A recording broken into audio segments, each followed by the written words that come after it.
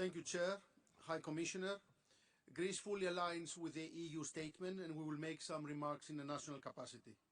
Excellencies, distinguished delegates, we need to do more to resolve global inequalities, as well as lack of democracy and respect for human rights in many parts of the world. Europe can do more to relocate people in need, and Greece will participate in such efforts. We have done so this year in the case of Ukraine. We've done so last year in the case of Afghanistan, providing almost 1,000 humanitarian visas to female dignitaries and their families. We need to do more to provide opportunities for people to prosper, and everyone is entitled to want a better future. Providing more visas to people to come and work in Europe, but with rules. Having said that, the Geneva Convention was not an encompassing tool to resolve all global injustices. We see today smugglers taking advantage of people, making fortune transferring migrants, undertaking extreme risk, as we see fatalities, especially at sea. Transferring migrants between countries, safe countries, signatories of the Geneva Convention, countries members of the Council of Europe. It is critical to preserve the integrity of the asylum system, providing asylum to those in need, but actively discouraging asylum shopping. We need to provide shelter to those entitled to international protection in a coordinated way, as the EU did in the case of Ukraine, activating the temporary protection mechanism and granting the right of free movement within the European Union. Greece has already welcomed 75,000 people from Ukraine. Some may argue that the European asylum model is broken. Most arrivals today do not originate directly from countries at risk. Smuggling networks today get to decide who enters Europe, resulting to asylum backlogs, lack of reception capacity affecting many countries.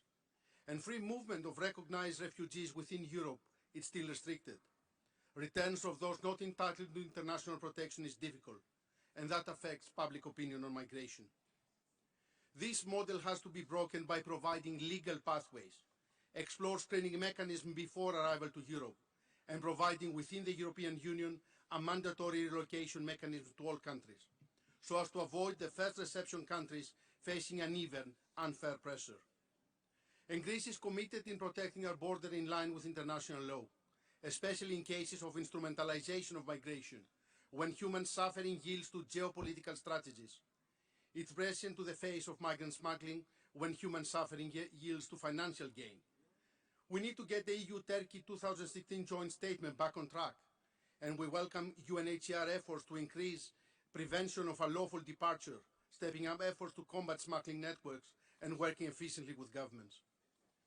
Dear delegates, Greece over the last 8 years has welcomed over 1 million refugees.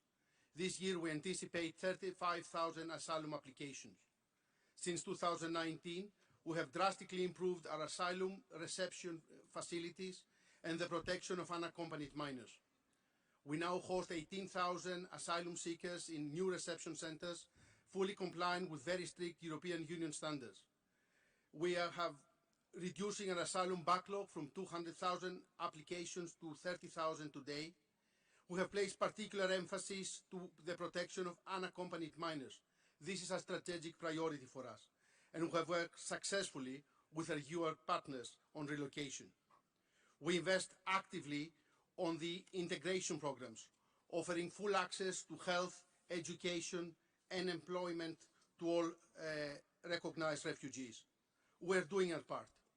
But as migration constitutes a key challenge during these turbulent times, we need to devise collective, efficient management system, share best practices, create a common European protection space, but most importantly, stand together on this issue in line with our common values. Thank you, Mr. Chair.